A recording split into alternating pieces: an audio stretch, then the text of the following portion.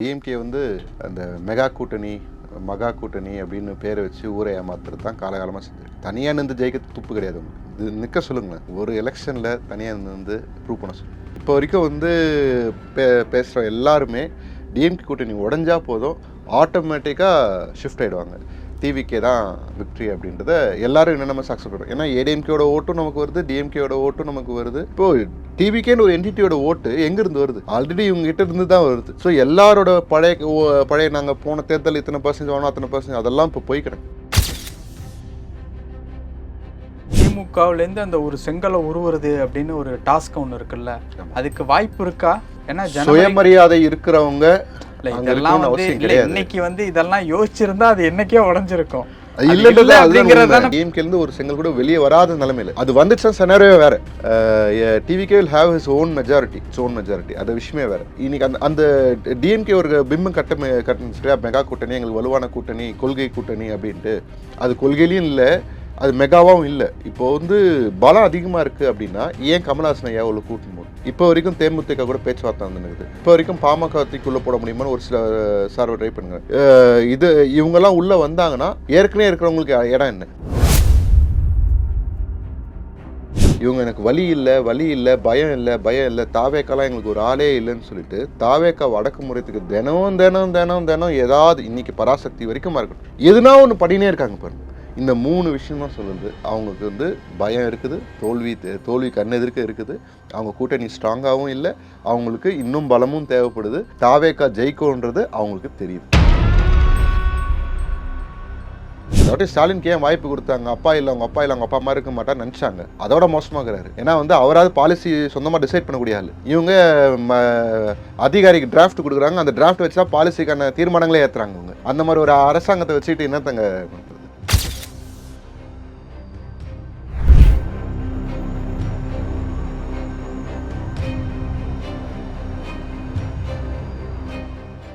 Real one நேயர்களுக்கு வணக்கம். இன்று நம்மளுடைய நேர்காணலுக்கு தமிழ்நாடு இளைஞர் கட்சியிலிருந்து திரு லோகேஷ் அவர்கள் நினைச்சிருக்காங்க. சார் வணக்கம். வணக்கம். எப்படி இருக்கீங்க? நலமா இருக்கேன். நீங்க எப்படி இருக்கீங்க? நல்லா இருக்கேன். இப்போது 2026 சட்டமன்ற தேர்தலை பொறுத்த வரைக்கும் டிஎம்கே சைட்லேருந்து ஏதாவது ஒரு விஷயம் ஷேக் பண்ணாதான் டிவிகேனுடைய வெற்றி வந்து கான்ஃபிடென்ட்டாக இருக்குது அப்படின்னு சொல்ல முடியுமா? எப்படி? அது ஒரு வகையில் உண்மை. ஏன்னா டிஎம்கே வந்து அந்த மெகா கூட்டணி மகா கூட்டணி அப்படின்னு பேரை வச்சு ஊரை ஏமாத்துறது தான் காலகாலமாக செஞ்சிருக்கு. தனியாக நின்று ஜெயிக்க துப்பு கிடையாது உங்களுக்கு. இது நிற்க சொல்லுங்களேன், ஒரு எலெக்ஷனில் தனியாக நின்று ப்ரூவ் பண்ண சொல்லுங்கள். இல்லை, இது நிறைய பேசியாச்சுனாலும் அந்த பிம்பம் தான் அவங்களை காப்பாற்றுது. கூட்டணி கட்சிகளை கடைசி வரைக்கும் வந்து ஒரு சின்ன ஒரு தூண்டிலாக வச்சுக்கிறதே தவிர அதை தாண்டி கூட்டணி கட்சிகளுக்கு ஒரு அங்கீகாரமாக அவங்க கொடுத்ததே கிடையாது. இதில் இப்போ கூட்டணி கட்சிகள் திமுக கூட கூட்டணி வச்சுக்கிறதுனால எந்த விதமான ஆதாயமே அடையிறதில்லை அப்படிங்கிறது உங்களால் ஷோர் ஷாட்டாக சொல்ல முடியுமா? இல்லை, இது நீங்கள் எல்லாருமே இப்போ நீங்கள் காங்கிரஸில் நேற்று நீங்கள் இவர் சொன்னார்ன்றதுக்காக மட்டும் கிடையாது, யுனானிமஸாக எல்லாருக்குமே இருக்கிற இதுதான். அதிகாரத்தில் என்னைக்கு பங்கு வருதோ அன்றைக்கி தான் வந்து அவங்க அரசியல் இலக்கை அட்டைன் பண்ண முடியுன்றது எண்ணம். நீங்கள் கூட்டணி கட்சியில் எப்படி கட்டுப்படுத்துது திமுகன்னு ஒரு சின்ன எக்ஸாம்பிள் சொல்கிறேன். இங்கே ஆதவ் அர்ஜுனா வந்து விகடன் மேடையில் புக்கு ரிலீஸ்க்காக பண்ணார். அடுத்து என்ன நடந்தது? சீக்வன்ஸ் திரும்ப போய் ஸ்டாலினை பார்க்கணும், அதுக்கப்புறம் இவரை வந்து டிஸ்மிஸ் பண்ணணும். இந்த விஷயங்கள்லாம் அப்படியே சீரியஸாக நடக்குது இல்லையா? அடுத்தவங்க கட்சியில் என்ன நடக்கணும், யார் என்ன பேசணும்னு நீ எப்படி முடிவு பண்ண முடியும்? எங்களை எதிர்த்து பேசினா அந்த மாதிரியான விஷயங்கள் நடத்தணும் அப்படிங்கிறது பவர் அப்படிங்கிற அது பேர் தான் சரிவாதிகாரம். ஆனால் ஒரு மைனாரிட்டியாக இருந்துக்கிட்டு, அதாவது அவங்களால தனியாக ரூல் பண்ண முடியாது இல்லைங்களா? அதாவது இந்த ஆங்கிளில் சீட்டு எண்ணிக்கை இருக்கலாம். இன்னைக்கு ஒரு காலத்தில் அது கூட இல்லாமல் இருந்திருக்கு. 2006 நினைக்கிறேன். இன்னைக்கு 2026 அந்த மாதிரி ஒரு சுச்சுவேஷன் வரதுக்கான வாய்ப்புகள் அமையத்து கூட இருக்குது. ஓகேங்களா? ஆனால் ஏன்னா வந்து யாருக்குமே மெஜாரிட்டி இல்லாமல் ஒரு வாய்ப்பு இருக்கிறதுக்கு அமையறதுக்கும் இருக்குது. இப்போ அந்த மாதிரி சுச்சுவேஷனில் ஆட்சியில் பங்கு தர தாவேக்காவை வந்து ஃபர்ஸ்ட் ப்ரிஃபரன்ஸாக வச்சுருப்பாங்க. பட் டிஎம்கே வந்து பிஜேபி செய்யக்கூடியது சொல்லுவாங்க, விலைக்கு வாங்கிடுவாங்கன்ட்டு. இது டிஎம்கேவும் செய்யும். ஓகேங்களா? அதிலெல்லாம் வந்து டவுட்லாம் வேண்டாம். பார்ப்போம் அது எங்கே போய் எப்படி முடியுது. ஆனால் இன்றைக்கி இருக்கிற காலகட்டத்தில் ஏடிஎம்கே கூட்டணி ஒன்றும் பெருசாக ஒரு வருஷத்துக்கு முன்னாடி போய் தானே ஒன்றும் உறுப்பு இல்லை. இப்போ வரைக்கும் யார் 2 கட்சி தான் இருக்கிறாங்க. சொல்லப்போனால் இன்னொரு கால்வாசின்னு ஒரு கட்சின்னு வச்சுக்கலாம், அவ்வளோதான். ஆனால் டிஎம்கேலேருந்து யாரும் வெளியே வரல. போன மாதம் வரைக்கும் வந்து எங்களுக்கு வேறு ஆப்ஷன் இருக்குதுன்னு சொல்லிட்டு இருந்தவங்க இப்போ ரீசெண்ட் 1 வீக்காக வந்து நாங்கள் எங்கேயும் போகல, திமுக தான் இருக்கோம், திமுக வந்து பேசுகிறாங்க. ஏன்னா இந்த சீட் ஷேரிங் விஷயத்தில் ஒரு சுமூகமாக வரணும்னு பார்க்குறாங்க. ஆனால் கொடுக்க மாட்டாங்க டிஎம்கே.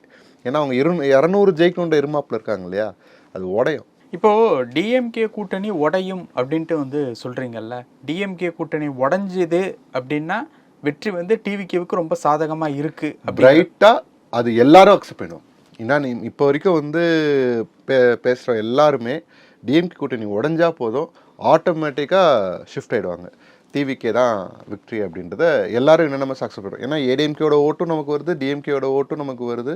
இப்போது டிவிகேன்னு ஒரு என்டிட்டியோட ஓட்டு எங்கேருந்து வருது? ஆல்ரெடி இவங்ககிட்ட இருந்து தான் வருது. ஸோ எல்லாரோட பழைய நாங்கள் போன தேர்தல் இத்தனை பர்சன்டேஜ் வாங்கினோம், அத்தனை பர்சன்டேஜ் அதெல்லாம் இப்போ போய் கிடக்கு. இனிமேல்ட்டு 26 நடக்க போகிறது தான் ஃப்ரெஷ்ஷு இல்லை. விஜய்னா ஆல்ரெடி இன்னைக்கு 30% போயிடுச்சு, தாண்டிடுச்சு. ஓகேங்களா, அதை யார் ஒத்துக்கிட்டாலும் ஒத்துக்கணும்னாலும் அதுதான் உண்மை. ஏன்னா எல்லாரோட இன்டர்னல் பார்ட்டி சர்வேலையும் உண்மை தெரியும், ஆனால் வெளியே சொல்ல மாட்டாங்க, மனங்க ஒத்துக்காது. ஏன்னா நேற்று கூட பாருங்கள், உதய் ப்ரோ என்ன சொல்கிறாரு, பலவீனமாக இருந்தாலும் அதிமுக தான் எதிர்கட்சியாக இருக்கணும். எதுக்கு? அவங்க அரசியல் அதை நகர்த்திக்கிறதுக்காக பார்க்குறாங்க அந்த மாதிரி. பட் அது மக்கள் மைண்ட் செட் மாறி போச்சு.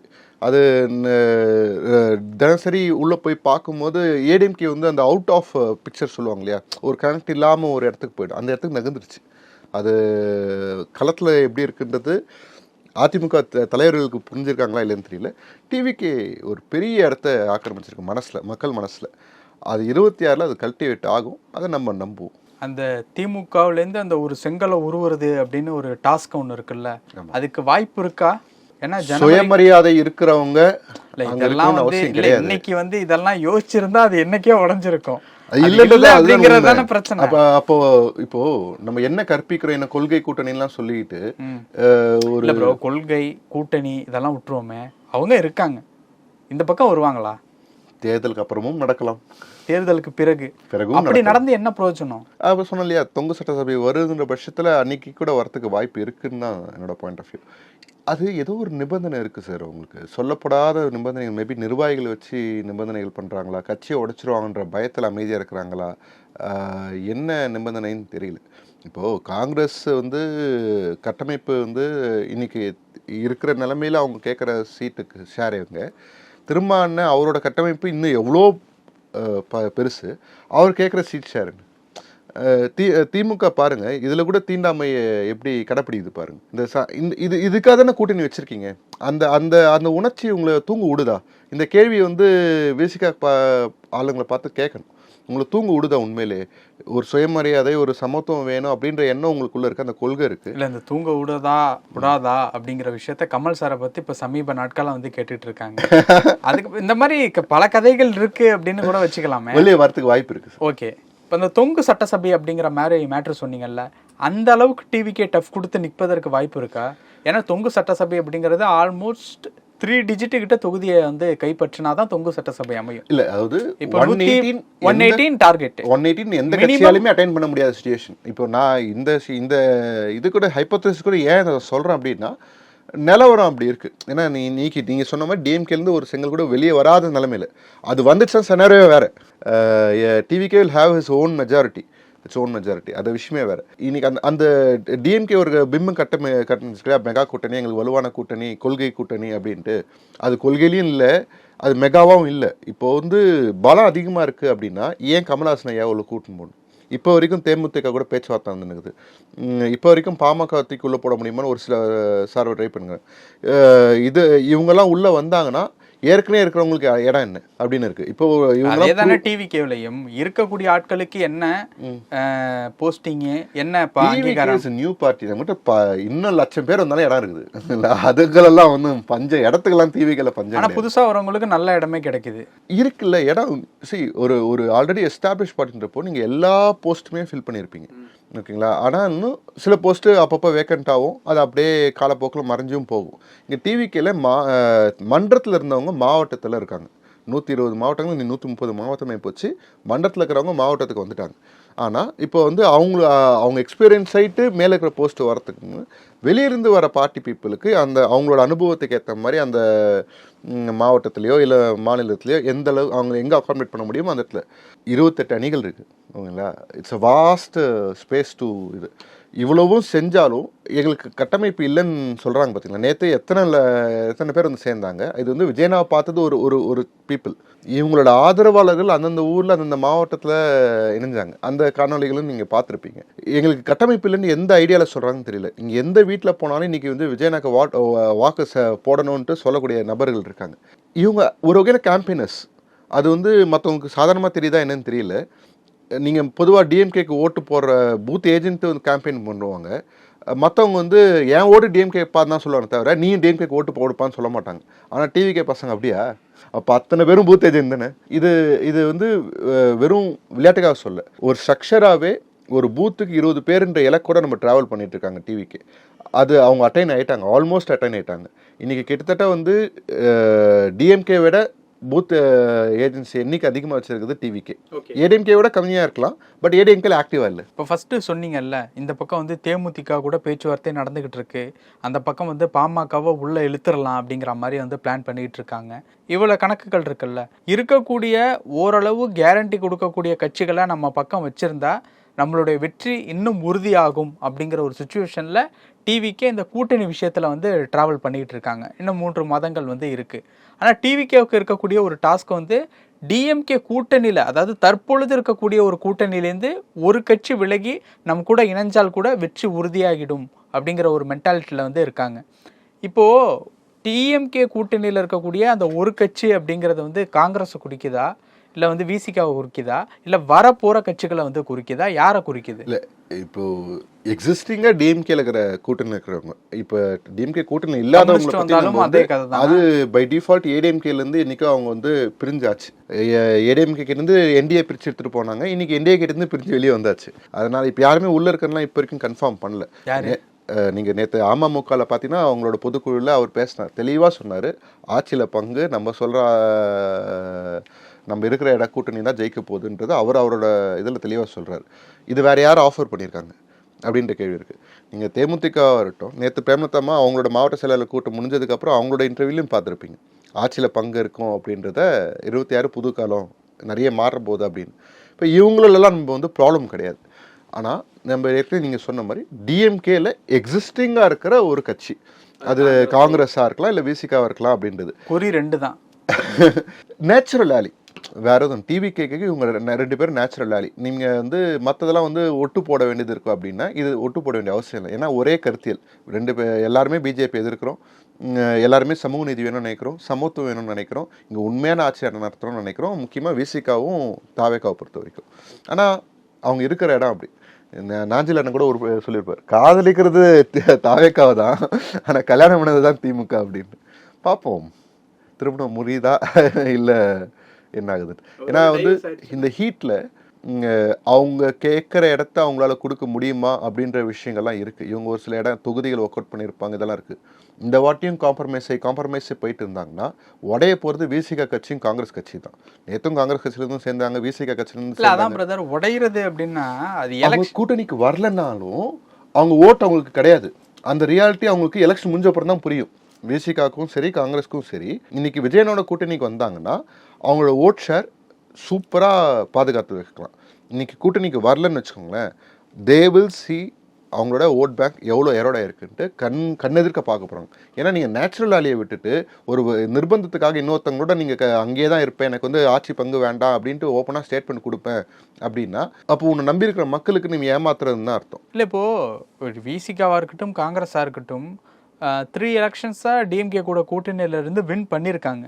அப்போது அது வந்து ஒரு ஷோர் ஷாட் ஹிட்டு அப்படிங்கிற மாதிரி இல்லை முடிச்சிடுறேன், ஷோர் ஷாட் ஹிட்டு அப்படிங்கிற மாதிரி ஒரு விஷயம் இருக்குது. டிவிகே கூட வந்து சேரும்போது அது நடக்கும் அப்படிங்கிறதுக்கு என்ன கேரண்டி? முதல்ல ஷோர் ஷாட் வின்னே கிடையாது. வின்னாக இருந்திருந்தா 3 விஷயம் நடந்தே இருக்காது. மொதல் விஷயம், வெளி கூட்டணியிலேருந்து ஆளை உள்ளே கூட்டு வரணுன்ற அவசியம் கிடையாது, ஓகேங்களா? அதான் ஆல்ரெடி ப்ரூவன் தானே. நீங்கள் எதுக்கு வெளியே இருந்த ஆளை இன்னும் கூட்டு வரணும், ஏன் கமல்ஹாசனை கூட்டு வரணும், ஏன் இன்னும் வரத்துக்கு பார்க்கணும்? 2வது, ஒருவேளை அவங்களே கேட்டிருந்தா, யாரு கமல் சாரே வந்து கேட்டிருந்தா, ஆஹா, அதுக்கு வாய்ப்பே கிடையாது. நான் அந்த விஷயத்தில் நான் உறுதியாக சொல்கிறேன். அந்த விக்ரம் படத்தப்போ தான் இந்த நிறைய மாறிச்சு. படத்தை ப்ரொடியூஸ் பண்ணாங்க, ஒரே ஷாட்டில் நிறைய விஷயம் நடந்தது, அது தனியாக இருக்கட்டும். 2வது விஷயம், திட்டங்கள் அவசரமாக இன்றைக்கி எல்லா அறிக்கையுமே வெறும் அறிக்கை. இன்றைக்கி தான் அமைச்சரவை கூடி அந்த டேக்ஸுக்கே ஒப்புதல் வாங்க கொடுக்க போகிறாங்க. அதாவது கவர்மெண்ட் எவ்வளோ ஷேர் போடுறேன்னு இந்த மாதிரி கேவலமான வேலைகளை கான்ட்ராக்ட் போட்டு ரோடு போடுறோன்ட்டு மழை காலத்தில் போடுறோன்ட்டு மறுபடியும் எலெக்ஷன் கஜனாவை காலி பண்ணுறது, இந்த மாதிரி விஷயங்கள்லாம் செய்கிறது. இந்த 2 விஷயம் இருக்குது பாருங்கள். 3ஆவதாக இன்னொரு விஷயம், இவங்க எனக்கு வழி இல்லை பயம் இல்லை தாவேக்காலாம் எங்களுக்கு ஒரு ஆளே இல்லைன்னு சொல்லிட்டு தாவேக்காவை அடக்குமுறைத்துக்கு தினம் ஏதாவது இன்னைக்கு பராசக்தி வரைக்கும் இருக்கட்டும் எதுனா ஒன்று பண்ணினே இருக்காங்க பாருங்க. இந்த 3 விஷயம் தான் சொல்லுது. அவங்களுக்கு வந்து பயம் இருக்குது, தோல்வி கண்ணெதிர்க்க இருக்குது, அவங்க கூட்டணி ஸ்ட்ராங்காகவும் இல்லை, அவங்களுக்கு இன்னும் பலமும் தேவைப்படுது, தாவேக்கா ஜெயிக்கும்ன்றது அவங்களுக்கு தெரியுது. இப்போ இவ்வளோ கூட்டணியை வந்து ஸ்ட்ராங் பண்ணிட்டு இருக்கிறதுக்கு காரணம் வந்து நம்ம மைனாரிட்டி ஆயிடக்கூடாது, நீங்க சொன்ன அந்த தொங்கு அமைஞ்சிடக்கூடாது அப்படிங்கிறதுக்கு உண்டான முயற்சியாக கூட இருக்கலாம் இல்லையா? இல்லை அது வந்து நீங்கள் தான் சொன்னீங்களே, ஒன்று மெகா கூட்டணி, உங்களுக்கு ப்ரூவன் கூட்டணின்ற பட்சத்தில் உங்களுக்கு தேவையே கிடையாது. அங்கே தான் விஷயம். நீங்கள் ப்ரூவன்னா உங்களுக்கு எதுக்கு இன்னொரு ஆளி? அதுதான் ப்ரூவ் ஆச்சு. இப்போ இத்தனை எலெக்ஷன் ப்ரூவ் இன்னும் கொஞ்சம் ப்ரூவ் ஆகட்டுமே. 200 210 அந்த எல்லா நேரமும் வந்து இது பழைய கணக்கு தான். 1+1 சேர்ந்து 2 ஆயிடும்ன்றதுலாம் வந்து பொய் கணக்கு. நீ இப்போ வந்து கமலஹாசன் ஐயா வந்து விஜயநாயகர் எடுத்து பிரச்சாரம் பண்ண விட்டா அவர் இப்போ இந்த 2 வருஷத்துல எத்தனை தடவை வந்து விஜயநாயகர் எடுத்து பிரச்சாரம் பண்ணியிருக்காரு? ஒரு தடவை 2 தடவை பேசியிருப்பார், நான் இல்லைன்னு சொல்லலை. அது பிப்ரவரி மார்ச்ல அடிக்கடி நடக்காது அப்படிங்கிறதுக்கு இல்லை பாப்போன்ற அப்படி யூஸ் பண்ண, அப்படி கமலஹாசன் அப்படி பண்ணாருன்னா அப்போ அவருக்கு சுயமரியாதை இல்லைன்னு நம்ம கேட்க முடியுமா?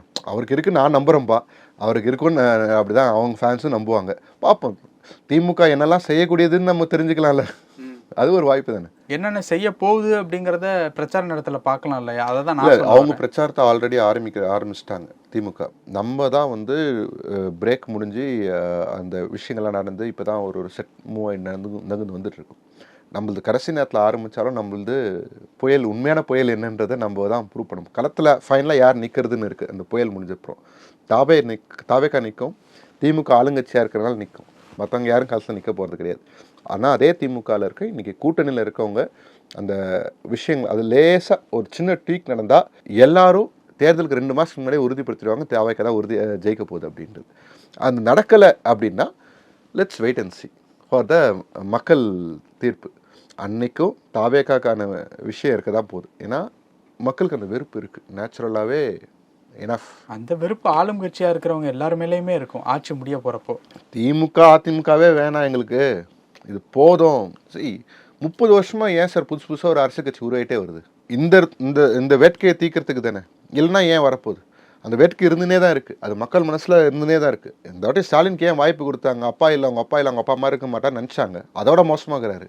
ஏன்னா வந்து அவராது பாலிசி சொந்தமாக டிசைட் பண்ணக்கூடிய ஆள். இவங்க அதிகாரிக்கு டிராஃப்ட் கொடுக்குறாங்க, அந்த டிராஃப்ட் வச்சு தான் பாலிசிக்கான தீர்மானங்களே ஏற்றுறாங்க. அவங்க அந்த மாதிரி ஒரு அரசாங்கத்தை வச்சுக்கிட்டு என்னத்தங்க நடத்துறது? அதுவும் கடனில் எல்லாரும் சொல்கிறாங்க, உனக்கு என்னப்பா பிரச்சனைன்னு கேட்குறாரு அவர் இப்போ பிளானிங் கமிஷன் வைஸ் பிரசிடென்ட். ஏங்க வரி எனக்கு தாங்க போடுறீங்க, இத்தனை வருஷத்தில் எனக்கு இபி எவ்வளோ ஏறி இருக்குது, ப்ராப்பர்ட்டி டேக்ஸ் எவ்வளோ விலை ஏறி இருக்குது, எல்லாம் இதனால் வந்து நான் வாங்கக்கூடிய பொருட்களோட விலை எவ்வளோ இருக்குது, நான் என்னோட வாழ்வாதாரமே நிலைமையே மாறி போய் கிடக்குது. நீங்கள் நீங்கள் கடனை வாங்கி வட்டியை கட்டுறீங்க, ஓகேங்களா? மிச்சம் இருக்கிறதுல இதில் ஊழல் பண்ணிகிட்டு இருக்கிற இபிலையும் பஸ் இதுலேயும் போடுறீங்க. அதாவது ஒரு குடும்பமாக இருக்கட்டும், கடனை வாங்கி வட்டி கட்டுதுன்னா அது நல்ல குடும்பமா? பல விஷயங்கள் பேசணும். நேரத்துக்கு ரொம்ப நன்றி. நன்றி.